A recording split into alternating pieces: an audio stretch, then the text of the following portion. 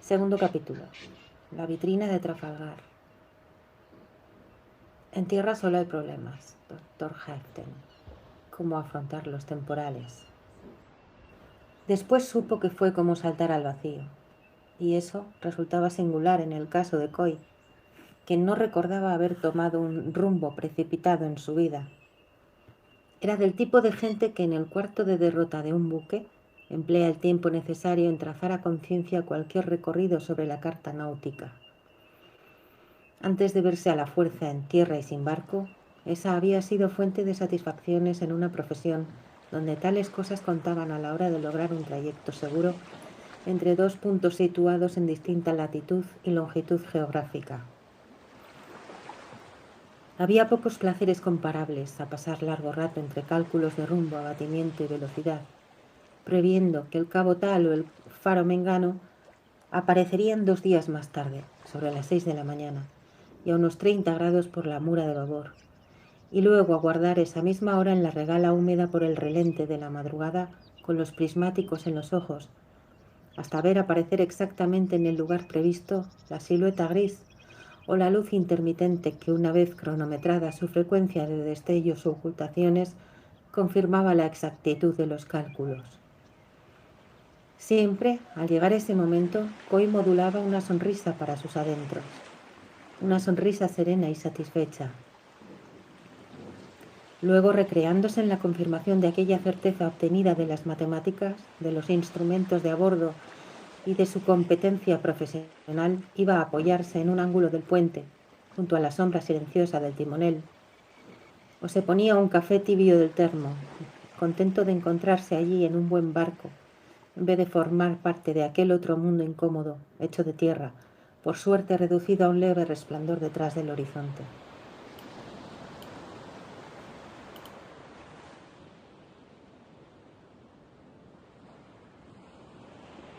Pero ese rigor a la hora de plantearse desplazamientos sobre el papel de las cartas náuticas que ordenaban su vida no lo había librado del error ni del fracaso. Decir tierra a la vista y comprobar después de modo táctil la presencia de esa misma tierra y sus consecuencias eran situaciones que no siempre se daban en ese orden. La tierra existía, en las cartas o fuera de ellas, y había decidido manifestarse de improviso, como suelen ocurrir tal tipo de cosas, penetrando en el frágil reducto apenas un poco de hierro flotando en el inmenso océano, donde Coy creía sentirse a salvo. 6 horas antes de que el Isla Negra, un portacontenedores de la naviera Mínguez Escudero, varase a medio camino entre el Cabo y el canal de Mozambique durante su cuarto de guardia, Coy, primer oficial a bordo, había advertido al capitán de que la carta del almirantazgo británico correspondiente a esa zona avisaba, en recuadro especial, de algunas imprecisiones en los levantamientos. Pero el capitán tenía prisa, y además había navegado aquellas aguas durante 25 años con las mismas cartas y sin problemas. También llevaba 2 días de retraso por haber sufrido mal tiempo en el Golfo de Guinea y por verse obligado luego a evacuar por helicóptero a un tripulante que se partió la espalda al resbalar por una escala frente a la costa de los Esqueletos. Las cartas inglesas, había dicho durante la cena, son tan minuciosas que siempre se la cogen con papel de fumar. La ruta está limpia, 240 brazas en los beriles más altos y ni una cagada de mosca en el papel. Así que pasaremos entre los islotes Terson y Mowet Grave. Eso había dicho. Papel de fumar, cagada de mosca y recto entre los islotes. El capitán era un gallego de 60 y algún años, menudo, de frente rojiza y pelo gris. Además de confiar a ciegas en las cartas del almirantazgo, se llamaba don Gabriel Moa. Tenía 4 décadas de mar en las arrugas de la cara. Y en todo ese tiempo nadie lo había visto perder la compostura, ni siquiera cuando a principios de los 90 se decía anduvo día y medio escorado 20 grados tras perder 11 contenedores en mitad de un temporal del Atlántico. Era uno de esos capitanes por los que armadores y subalternos ponen la mano en el fuego, seco en el puente, serio en la camareta, invisible en tierra. Un capitán a la antigua, de los que hablaban de usted a los oficiales y a los agregados, y a quien nadie podía imaginar cometiendo un error. Por eso Coy mantuvo aquel rumbo en la carta inglesa que señalaba imprecisiones en los levantamientos. Y también por eso, transcurridos 20 minutos de su cuarto de guardia, había oído rechinar sobre una piedra el casco de acero de Isla Negra, estremeciéndose bajo sus pies, antes de que él volviera de su estupor, y precipitándose sobre el telégrafo de órdenes parase las máquinas, y el capitán Moa apareciera en el puente en pijama y con el pelo revuelto, mirando a la oscuridad de afuera con una expresión sonámbula y estúpida que Coy no le había visto nunca.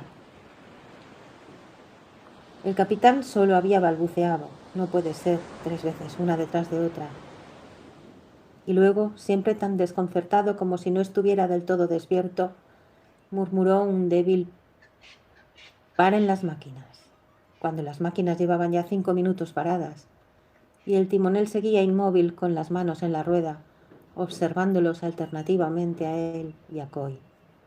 Y Coy miraba, con la certidumbre terrible de quien obtiene a su costa una revelación inesperada, aquel honorable superior cuyas órdenes había acatado sin vacilar media hora antes, aunque lo condujesen con el radar apagado por el estrecho de Málaga, y que de pronto, sorprendido sin tiempo a endosarse la máscara de su falsa reputación, tal vez los hombres cambian en sus años y en su corazón, la máscara del marino eficiente que en otro tiempo había sido, se mostraba ahora tal y como en realidad era, un anciano aturdido y en pijama, sobrepasado por los acontecimientos, incapaz de dar una orden adecuada.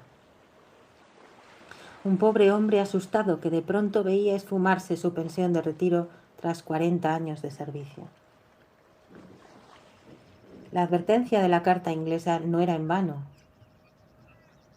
Existía al menos una aguja sin determinar en el canal entre Terson y Mowet Grave, y un bromista cósmico tenía que estar riéndose a carcajadas en algún lugar del universo, porque aquella roca aislada en el vasto océano se había puesto exactamente en medio de la derrota de la Isla Negra, con la misma exactitud que el famoso iceberg del Titanic, durante la guardia del primer oficial Manuel Coy.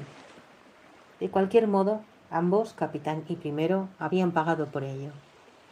El tribunal investigador, compuesto por un inspector de la compañía y 2 marinos mercantes, tuvo en cuenta el historial del capitán Moa, solventando el asunto con una discreta jubilación anticipada. En cuanto a Coy, aquella carta del almirantazgo británico había terminado por llevarlo muy lejos del mar.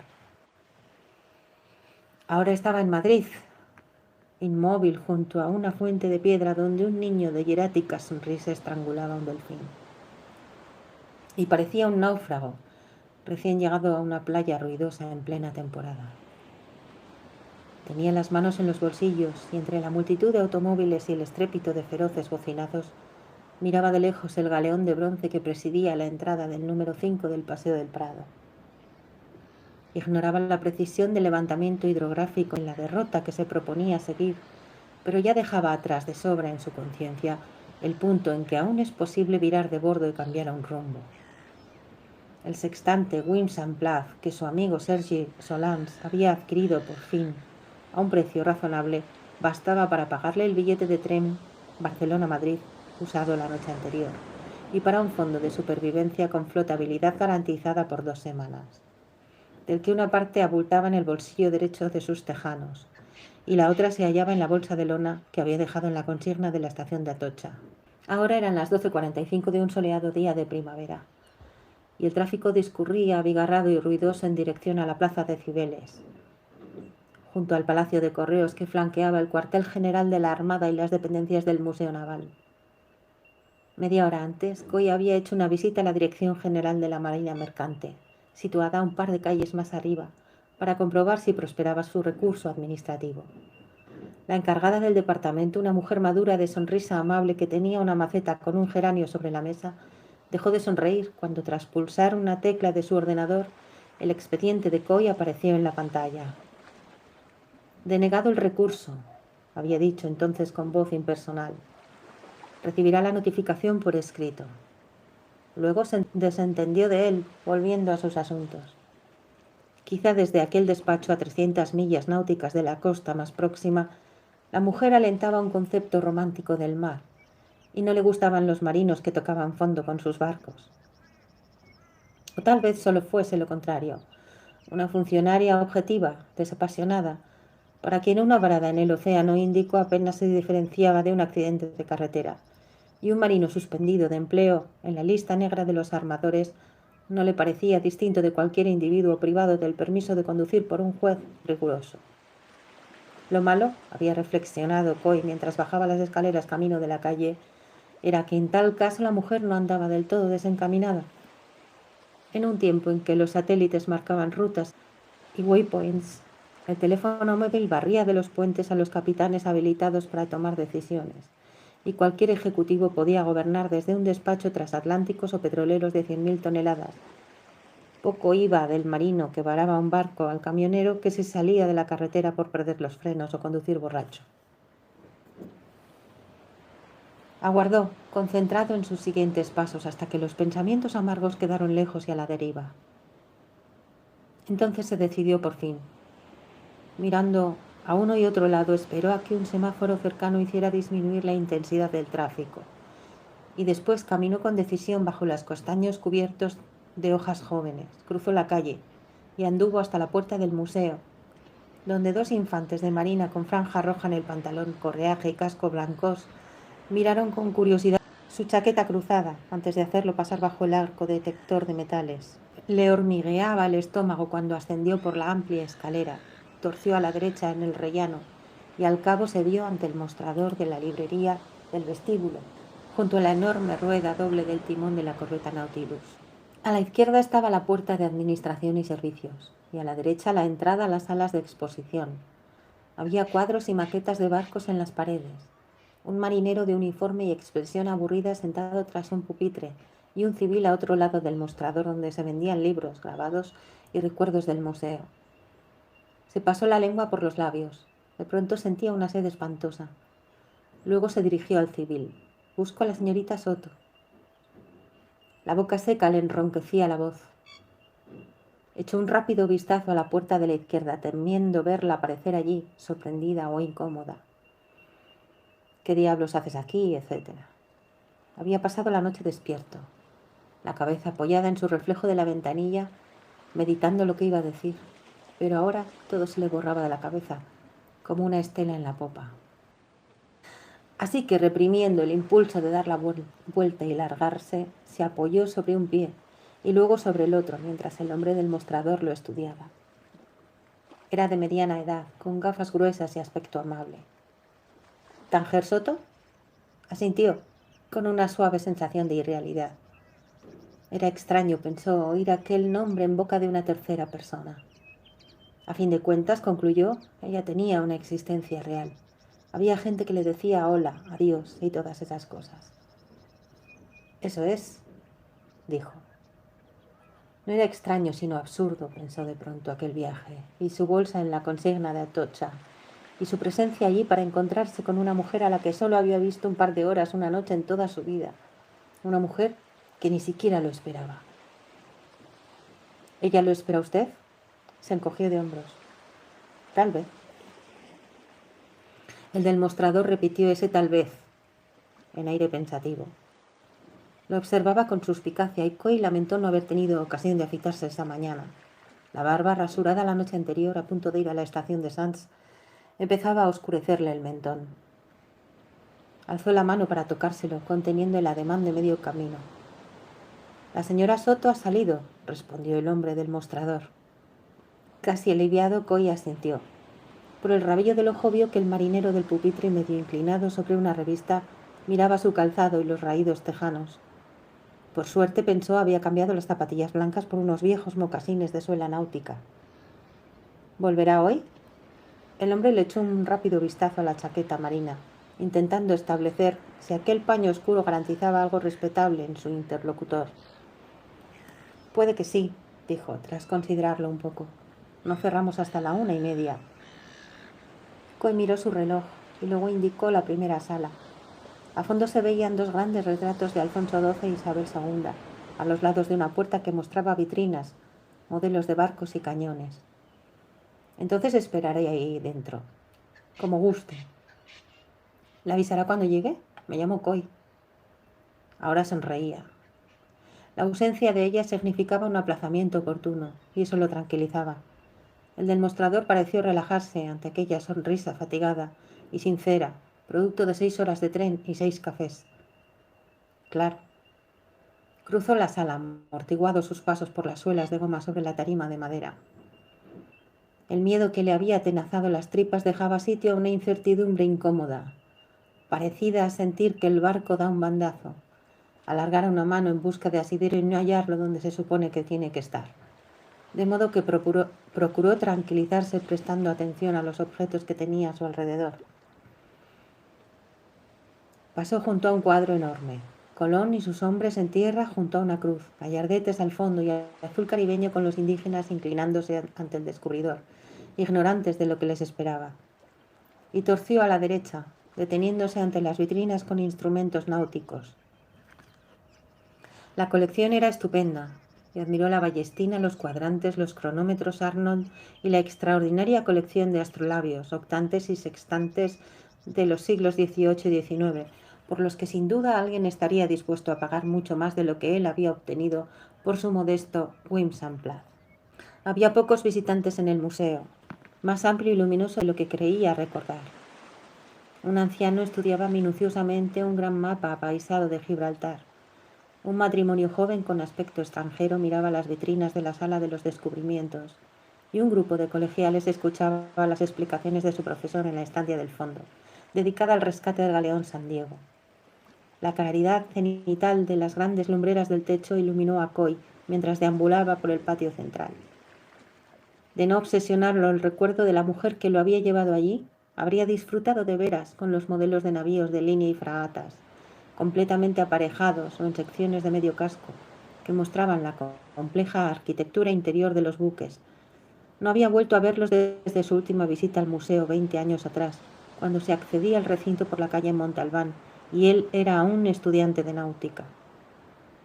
A pesar del tiempo transcurrido, reconocía en el acto y con placer su favorito de entonces, un navío dieciochesco de 3 puentes y 150 cañones, de casi 3 metros de eslora, conservado en una vitrina gigantesca.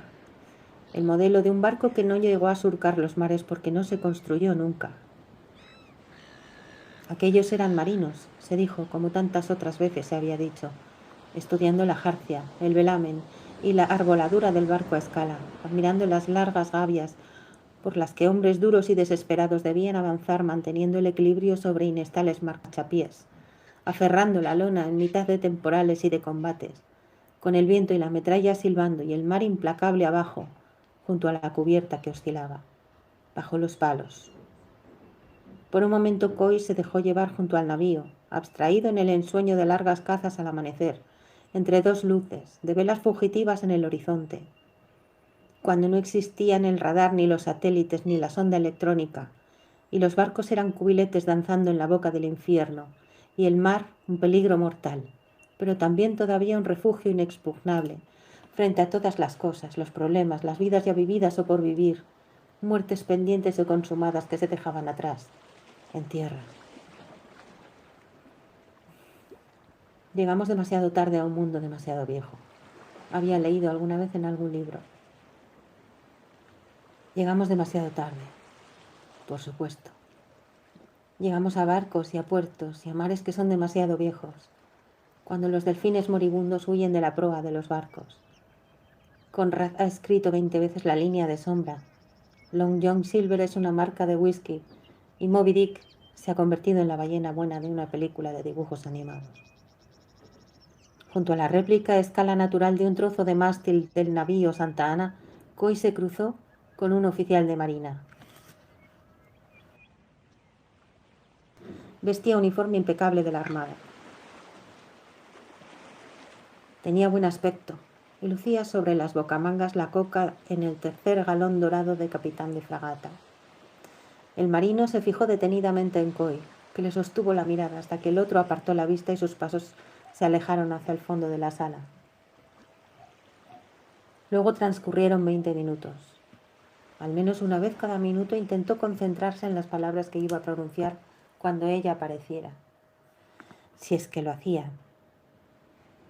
Y las 20 veces terminó bloqueado, entreabierta la boca, como si de veras la tuviera delante, incapaz de hilvanar el arranque de una frase coherente.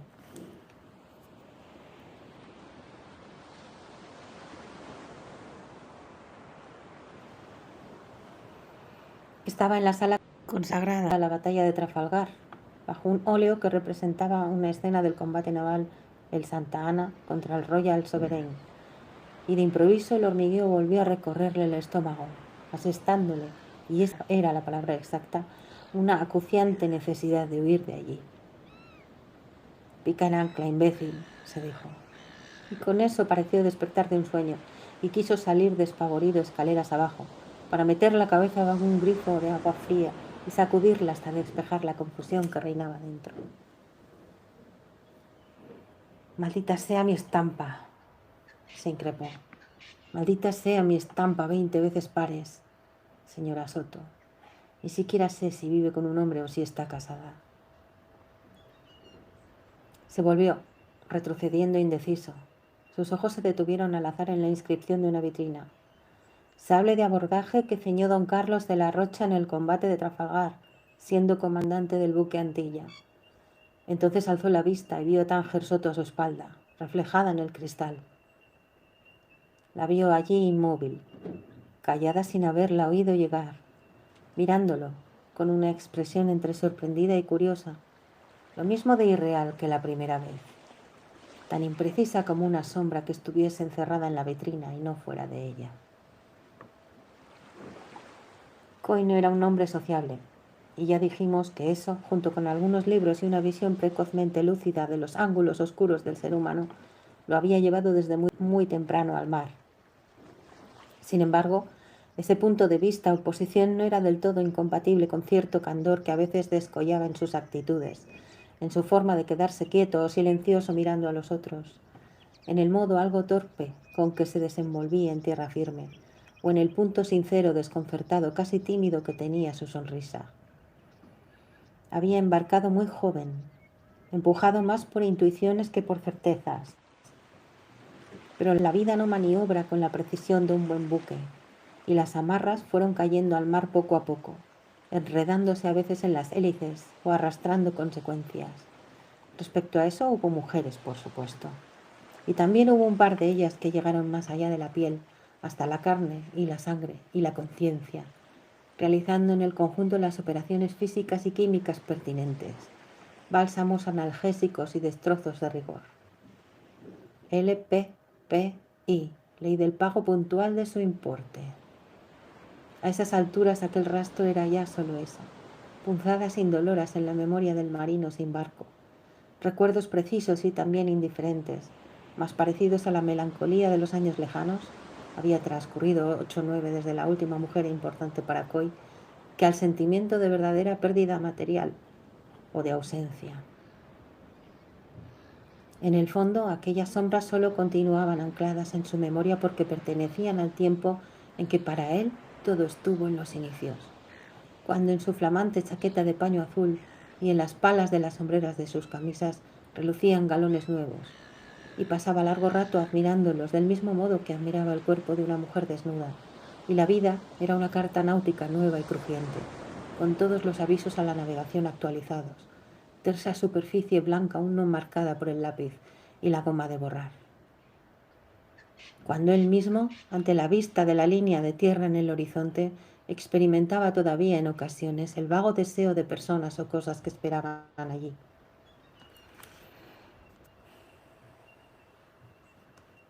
Lo otro, el dolor, la traición, los reproches, las noches interminables despierto junto a espaldas silenciosas, eran en ese tiempo solo piedras sumergidas, bajos asesinos que acechaban su momento ineludible, sin que ninguna carta informase en recuadro aparte de la eventualidad de su presencia.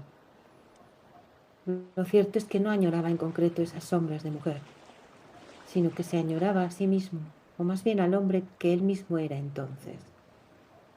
Tal vez aquella fuera la única razón por la que esas mujeres o esas sombras últimos puertos conocidos en su vida acudían a veces, muy difuminadas en el contorno de la memoria, a fantasmales citas al atardecer, cuando él daba largos paseos junto al mar en Barcelona.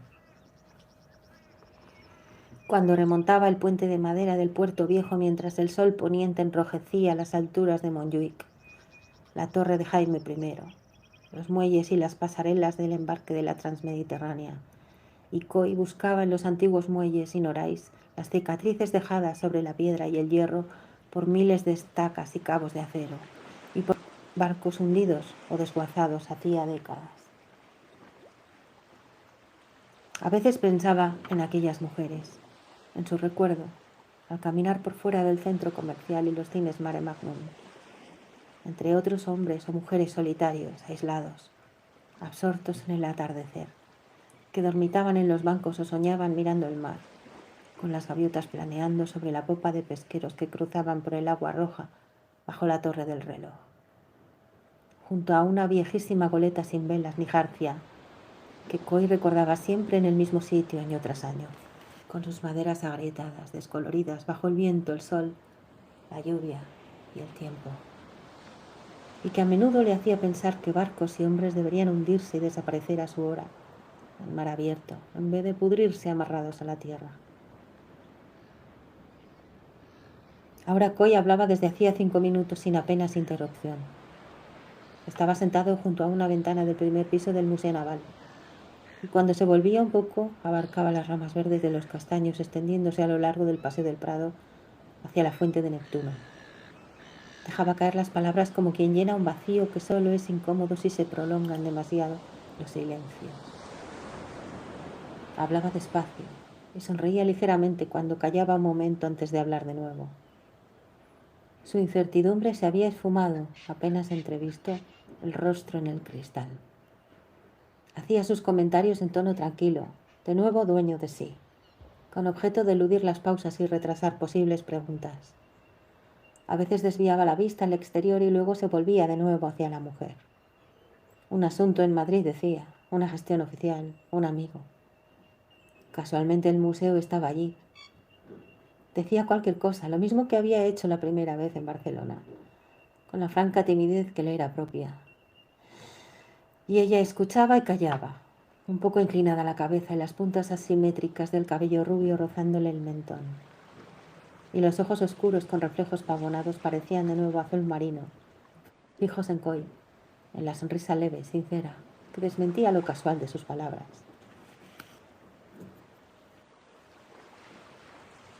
Y eso es todo, concluyó.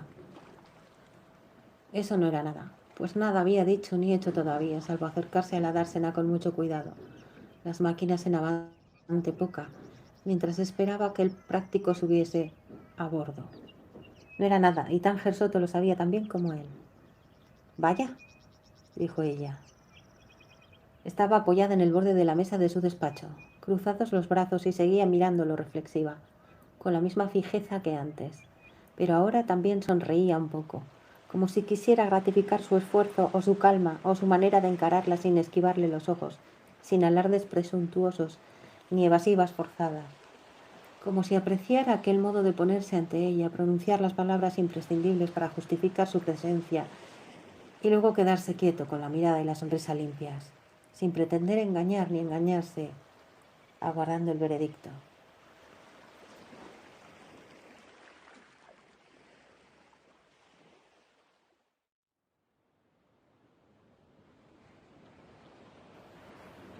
Y ahora fue ella la que habló.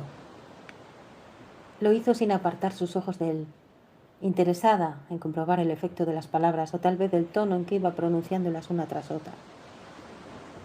Habló con naturalidad y un vago reflejo de afecto o de agradecimiento rozándole los labios. Habló de la extraña noche en Barcelona, del placer que le causaba verlo de nuevo, y al fin se quedaron observándose, dicho todo cuanto era posible decir hasta el momento. Y Coy supo otra vez que había llegado el momento de irse o de buscar un tema o un pretexto, alguna maldita cosa que le permitiera prolongar la situación, o de que ella lo acompañara a la puerta dándole las gracias por la visita, o le dijese que no se fuera todavía, de modo que se puso lentamente en pie. Espero que no volviera a molestarte aquel individuo. ¿Quién? Había tardado un segundo más de lo necesario en responder y él se dio cuenta. El de la coleta y los ojos bicolores. Alzó 2 dedos hasta la cara señalándose los suyos, el dálmata. Ah, ese. No aclaró nada más de momento, pero Coy vio endurecerse las líneas de su boca. Ese, repitió ella. Lo mismo podía estar reflexionando sobre aquel individuo que ganando tiempo para salir por la tangente. Coy metió las manos en los bolsillos de la chaqueta y echó un vistazo alrededor. El despacho era pequeño y luminoso, con un pequeño rótulo junto a la puerta. Sección cuarta, Tánger, Soto. Investigación y adquisiciones. Había un grabado antiguo con paisaje marino colgado en la pared y un gran tablero en un caballete con grabados planos y cartas náuticas. También un armario acristalado lleno de libros y archivadores, carpetas con documentos sobre la mesa de trabajo y un ordenador cuya pantalla estaba rodeada de pequeñas hojas autoadhesivas, anotadas con escritura redonda de colegial aplicada, que Coy identificó fácilmente. Llevaba su tarjeta en el bolsillo, por los grandes círculos que puntuaban las íes. No ha vuelto a molestarme, concluyó por fin ella, como si hubiera necesitado hacer memoria. No parecía resignarse a perder el Urrutia. Observó que entornaba los ojos, su boca todavía era dura. Ya encontrará otro. Coy le miraba la línea del cuello que descendía hacia la camisa abierta de color hueso. La cadena de plata seguía reluciendo allá adentro, y él se preguntó qué pendía a su extremo. Si se trataba de metal, pensó, estará endiabladamente cálido. Todavía no sé, dijo, si el atlas era para el museo o para ti. La verdad es que aquella subasta fue... Se calló de pronto, pues había visto el Urrutia. Estaba con otros libros de gran formato dentro del armario acristalado. Reconoció con facilidad sus tapas de piel con adornos dorados. Era para el museo, respondió ella, y al cabo de un segundo añadió, naturalmente. Había seguido la dirección de los ojos de Coy, y también miraba ahora el atlas. La luz de la ventana contorneaba su perfil moteado. ¿A eso te dedicas? ¿A conseguir cosas? Observó cómo se inclinaba un poco hacia adelante, oscilándole las puntas del cabello. Llevaba sobre la camisa un chaleco de lana gris, desabotonado, y bajo la falda amplia y oscura, zapatos negros de tacón muy bajo, y medias también negras que le hacían parecer aún más delgada y alta de lo que era. Una chica de buena casta, confirmó él, cayendo en la cuenta de que la veía con luz natural por primera vez. Manos fuertes y voz educada, sana, correcta, tranquila. A menos en apariencia, pensó, al mirarle los bordes romos e irregulares de las uñas. En cierto modo ese es mi trabajo, asintió ella tras un instante. Mirar catálogos de subastas, controlar el comercio de antigüedades, visitar otros museos y viajar cuando aparece algo interesante. Después hago un informe y mis superiores deciden. El patronato dispone de un fondo muy limitado para investigación y nuevas adquisiciones, y yo procuro que se invierta de modo conveniente. Coy hizo una mueca. Recordaba el áspero duelo en la subasta de Claymore. Pues tu amigo el dálmata murió matando. El Urrutia os salió por un ojo de la cara. Vio que suspiraba, el aire entre fatalista y divertido, y luego asentía con la cabeza, volviendo las palmas de las manos hacia arriba para indicar que había volado hasta el último céntimo. Con el gesto, Coy reparó de nuevo en el insólito reloj de acero masculino que llevaba en la muñeca derecha. No había nada más, ni anillos ni pulseras. Ni siquiera llevaba los pequeños pendientes de oro de 3 días antes en Barcelona. Nos costó carísimo. No solemos gastar tanto, sobre todo porque en este museo tenemos ya mucha cartografía del siglo XVIII. ¿Tan importante es? De nuevo se inclinó ella desde el borde de la mesa y por un brevísimo instante permaneció así, cabizbaja, antes de alzar el rostro con una expresión distinta. La luz matizó otra vez las marcas doradas de su rostro. Y Coy pensó que si daba un paso adelante podría, tal vez, descifrar el aroma de aquella geografía salpicada y enigmática. Lo imprimió en 1751 el geógrafo y marino Ignacio Urrutia Salcedo, explicaba ella ahora, después de 5 años de trabajos. Fue la mejor ayuda para los navegantes hasta la aparición del Atlas hidrográfico de Tofiño, mucho más preciso en 1789. Quedan pocos ejemplares en buen estado y el Museo Naval no tenía ninguno. Abrió la puerta cristalada del armario, extrajo el pesado volumen y lo puso abierto sobre la mesa. Coy se acercó y lo estudiaron juntos, y pudo confirmar lo que había intuido desde el primer momento. No había rastro, estableció, de colonia ni perfume. Olía solo a carne limpia y tibia. Es un buen ejemplar, dijo ella. Entre los libreros de viejo y los anticuarios abunda la gente sin escrúpulos, y cuando dan con uno lo destrozan para vender sus láminas sueltas. Pero este se encuentra intacto. Pasaba las grandes páginas con cuidado y crujía entre sus dedos el papel, grueso, blanco y bien conservado pese a los 2 siglos y medio transcurridos desde su impresión. Atlas marítimo de las costas de España, leyó Coy en el frontispicio minuciosamente grabado con un paisaje marino, un león entre las columnas con la leyenda Plus Ultra y diversos instrumentos náuticos. Dividido en 16 cartas esféricas y 12 planos desde Bayona en Francia hasta el Cabo de Creux. Se trataba de un conjunto de cartas de navegación y planos de puertos, impreso todo en gran formato y encuadernado para facilitar su conservación y manejo. El volumen estaba abierto por la carta que abarcaba el sector entre el Cabo de San Vicente y Gibraltar, trazado con detalle que incluía sondas medidas en brazas y una minuciosa señalización de indicaciones, referencias y peligros. Coy siguió con el dedo el perfil de la costa entre Ceuta y Cabo Espartel, deteniéndose en el lugar marcado con el nombre de la mujer que tenía al lado. Luego subió al norte, hasta la punta de Tarifa, y prosiguió hasta el noroeste, para detenerse de nuevo en el bajo de la aceitera, mucho mejor definido, con sus crucecitas marcando peligros, que el paso entre los islotes Terson y Mowat Grave en los levantamientos modernos del almirantazgo británico. Conocía bien las cartas del estrecho de Gibraltar. Casi todo coincidía con bastante exactitud, y no pudo por menos que admirar lo riguroso del trazado, más que razonable para los trabajos hidrográficos de la época, tan lejos todavía de la imagen por satélite e incluso de los avances técnicos de finales del siglo XVIII.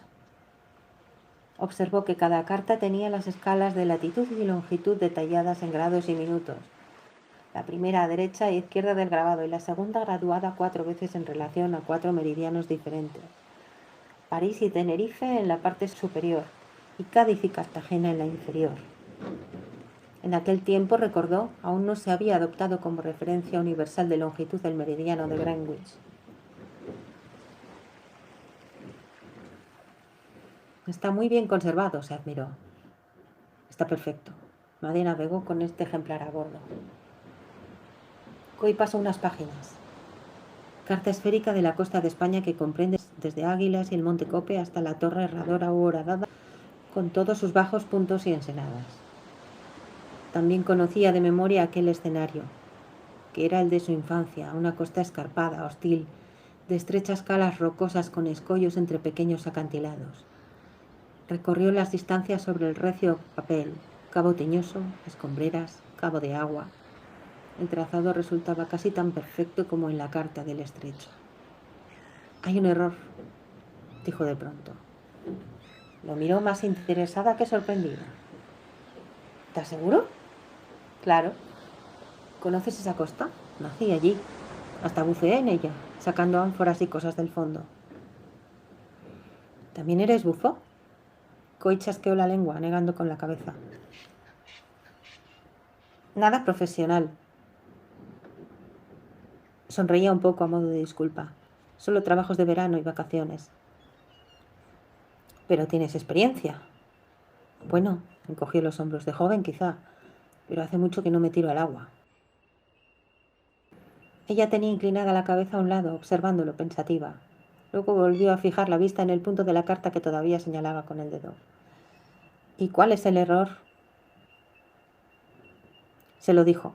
El levantamiento de Urrutia situaba en el Cabo de Palos 2 o 3 minutos de meridiano más al sur de lo que estaba en realidad. Coy había doblado tantas veces aquella punta que recordaba muy bien su situación en las cartas. Los 37 grados 38 minutos de latitud real No podía precisar en ese momento los segundos exactos. Se convertían en la carta en 37 grados 36 minutos más o menos. Sin duda, se había ido corrigiendo en trazados posteriores, más detallados y con mejores instrumentos hasta llegar a la precisión actual. De cualquier modo, añadió, un par de millas náuticas de diferencia no suponían nada importante en una carta esférica de 1751. Ella guardaba silencio, los ojos fijos en el grabado. Coy se encogió de hombros. Supongo que esas imprecisiones le dan encanto. ¿Tenías un tope para pujar en Barcelona o podías seguir sin límite? Seguía apoyada con las dos manos en la mesa, a su lado, mirando la carta. Parecía absorta y tardó en responder a la pregunta. Había un tope, por supuesto, dijo al fin. El Museo Naval no es el Banco de España. Por suerte el precio entraba dentro de lo posible. Coy rió un poco. Quedó. Y ella alzó los ojos inquisitiva. En la subasta, dijo él, pensé que lo tuyo era algo personal. Me refiero a la tenacidad con que pujaste. Claro que era personal. Ahora parecía irritada. Volví a mirar la carta como si algo allí retuviera su atención. Este es mi trabajo. Sacudió ligeramente la cabeza, para alejar algún pensamiento que no expresó en voz alta. La adquisición de Urrutia la recomendé yo. ¿Y qué haréis con él? Una vez lo haya revisado del todo y catalogado, obtendré unas reproducciones para uso interno. Luego pasará a la biblioteca histórica del museo, como todo lo demás. Sonaron unos golpecitos discretos en el marco de la puerta y Coy vio al capitán de fragata con quien se había cruzado antes en la sala. Tánger Soto se disculpó. Fue al pasillo y estuvo unos instantes hablando con él en voz baja. El recién llegado era maduro y apuesto, y los botones dorados y los galones le daban aspecto distinguido. De vez en cuando se volvía para observar a Coy, con curiosidad no exenta de recelo. A este no le gustaban esas miradas, ni la sonrisa excesiva con que aderezaba la conversación. Así que suspiró amargamente para sus adentros. Como buena parte de los marinos mercantes, no apreciaba a los de guerra.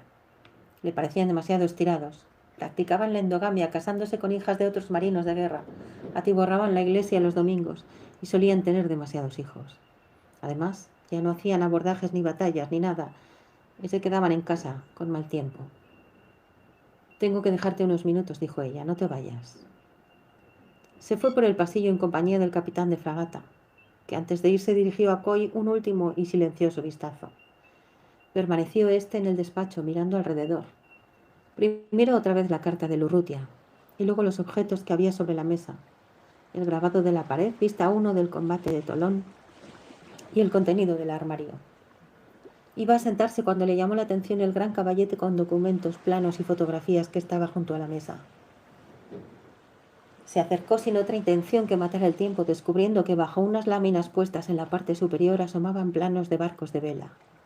Todos eran bergantines, comprobó, tras echar una ojeada a las arboladuras. Debajo había fotos aéreas de lugares costeros, reproducciones de cartas náuticas antiguas y también una moderna, la número 46A, del Instituto Hidrográfico de la Marina, del Cabo de Gata a Cabo de Palos, que correspondía en parte con la que estaba en el atlas abierto sobre la mesa. La coincidencia hizo sonreír a Coy. Un minuto más tarde estaba ya de vuelta, disculpándose con una mueca resignada.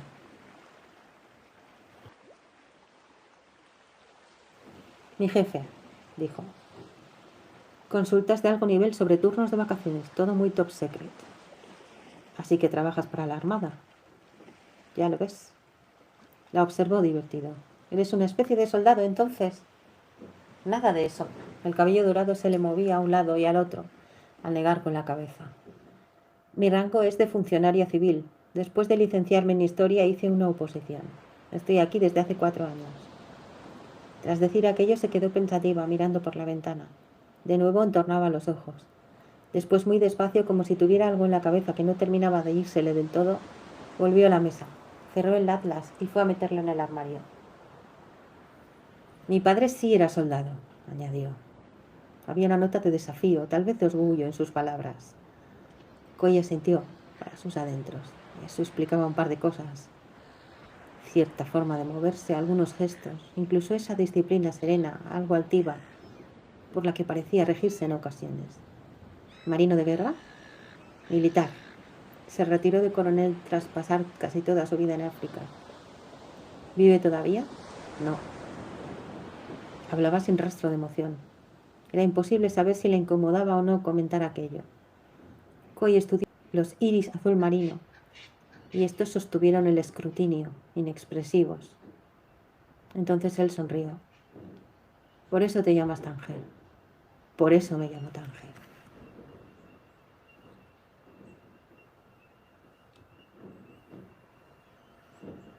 Pasearon sin prisas frente al Museo del Prado y la verja del Jardín Botánico, antes de subir a la izquierda por la cuesta de Claudio Moyano, dejando atrás el ruidoso tráfico y la contaminación de la glorieta de Atocha.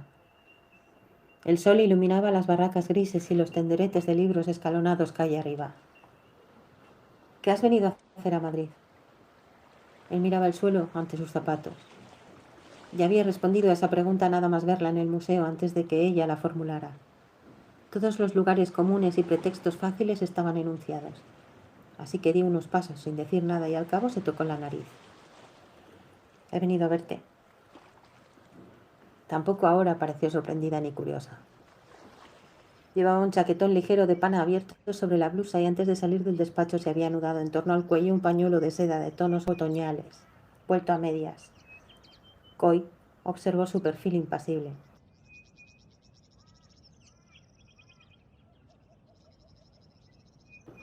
¿Por qué? Se limitó a preguntar ella en tono neutro. No lo sé. Anduvieron un trecho sin más comentarios.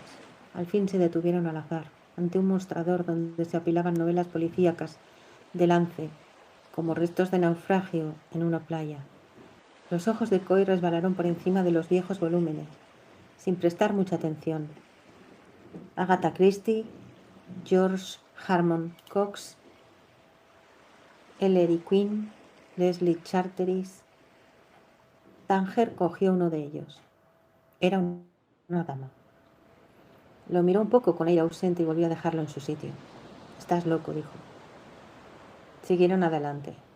La gente paseaba entre los puestos, buscando libros o hojeándolos. Los libreros dejaban hacer, ojo avizor detrás de sus mostradores, o de pie en la puerta de las barracas. Vestían guardapolvos, jerseys o chaquetones, y tenían la piel curtida por años bajo la lluvia, el sol y el viento. A Coy se le antojaron rostros de marinos varados en un puerto imposible, entre escolleras de tinta y papel. Algunos leían ajenos al público, sentados entre montones de ejemplares usados. Un par de ellos, los más jóvenes, saludaron a Tánger, que respondió llamándolos por sus nombres. Hola, Alberto. Adiós, Boris. Un muchacho con trenzas de húsar y camisa a cuadros tocaba la flauta, y ella puso una moneda en la gorra que tenía a sus pies, lo mismo que Coy la había visto hacer en las Ramblas, ante el mimo cuyo maquillaje desteñía la lluvia. Cada día paso por aquí camino de casa, a veces compro algo. ¿No es curioso lo que ocurre con los libros viejos? A diferencia de los otros, ellos te eligen a ti. Escogen a su comprador. Hola, aquí estoy, llévame contigo. Se diría que están vivos. ¿Lo has leído? Preguntó. Dio unos pasos. Se detuvo ante el Cuarteto de Alejandría. 4 volúmenes de ajadas cubiertas a precio de saldo. ¿Lo has leído? Coy hizo un gesto negativo. Aquel Durrell con apellido de pilas alcalinas no le daba ni frío ni calor. Era la primera vez que se fijaba en libros de este fulano, norteamericano supuso, o inglés. ¿Tiene algo sobre el mar? Preguntó más cortés que interesado. No, que yo sepa. Ella reía, bajo y suave, aunque de algún modo Alejandría no deja de ser un puerto. Coy había estado allí y no recordaba nada de especial. El calor de los días sin brisa, las grúas, los estibadores tumbados a la sombra de los contenedores, el agua sucia chapaleando entre el casco del barro y el muelle, las cucarachas que pisabas de noche al bajar a tierra. Un puerto como cualquier otro, excepto cuando el viento sur traía nubes de polvo rojizo que se colaban por todas partes. Nada que justificase 4 tomos. Tánger tocaba el primero con el índice y él leyó el título, Justine. Todas las mujeres inteligentes que conozco, dijo ella, han querido ser Justine alguna vez. Coy miró el libro con aire estúpido, considerando si debía comprarlo o no. Y si el librero lo obligaría a adquirir los 4. En realidad, los que le llamaban la atención eran otros que había cerca: El barco de la muerte, de un tal B. Traven, y la trilogía de la Bounty, El motín, Hombres contra el mar, y la isla de Pitcairn, en un solo volumen. Pero ella seguía adelante. La vio sonreír de nuevo, dar unos pasos más y entretenerse hojeando distraída otra maltrecha edición en rústica. El buen soldado, leyó Coy. Aquel Fort Madox Ford sí que le sonaba, porque había escrito la aventura a medias con Joseph Conrad. Al cabo, Tánger se giró a mirarlo fijamente. «Estás loco», repitió. Él volvió a tocarse la nariz y no dijo nada. «No me conoces», añadió ella un poco después. «Lo ignoras todo sobre mí». De nuevo tenía un punto de dureza en la voz. Coy miró a un lado y luego a otro. Curiosamente no se sentía intimidado ni fuera de lugar. Había ido a verla, haciendo lo que creyó debía hacer, y habría dado cualquier cosa por ser un hombre elegante, suelto de palabra, con algo que ofrecer, aunque fuese el dinero justo para comprar los 4 tomos del cuarteto e invitarla a cenar esa misma noche en un restaurante caro, llamándola Justin o como ella quisiera que la llamase. Pero no era su caso. Por eso callaba y estaba allí plantado con la mayor sencillez de que era capaz, y se limitaba a sonreír un poco, de aquel modo que era a un tiempo sincero y ausente, casi tímido. Y eso no era mucho, pero era todo. «No tienes ningún derecho a presentarte así, a ponerte delante de mí con cara de buen chico. Ya te di las gracias por lo de Barcelona. ¿Qué pretendes que haga ahora? ¿Llevarte a casa como uno de esos libros?» «Las sirenas», dijo él de pronto. Lo miró sorprendida. «¿Qué pasa con las sirenas?» Coy alzó un poco las manos y las dejó caer de nuevo. «No sé. Cantaban», dijo Homero. «Llamaban a los marinos, ¿verdad? Y ellos no podían evitarlo, porque eran idiotas. Iban derechos a los arrecifes, destrozando el barco. Ya estuve allí». La expresión de Coy se había ensombrecido. «Ya estuve en los arrecifes, y no tengo barco. Tardaré algún tiempo en volver a tenerlo, y ahora no encuentro nada mejor que hacer». Se volvió hacia él con brusquedad, abriendo la boca como para decir algo desagradable. Sus iris relucían, agresivos. Aquello duró un momento, y en ese espacio de tiempo Coy se despidió mentalmente de su piel moteada y de todo el singular ensueño que lo había llevado hasta ella. «Tal vez debí comprarlo de esa Justin», se dijo tristemente. «Pero al menos lo intentaste, marinero». Lástima de ese estante. Luego se dispuso a sonreír. «Sonreiré en cualquier caso, diga lo que diga, hasta cuando me mande al infierno. A menos que lo último que recuerde de mí sea eso. Ojalá pudiera sonreír como su jefe, ese capitán de fragata al que le relucen los botones. Ojalá no me salga una mueca muy crispada». «Por amor de Dios», dijo entonces ella, «ni siquiera eres un hombre guapo».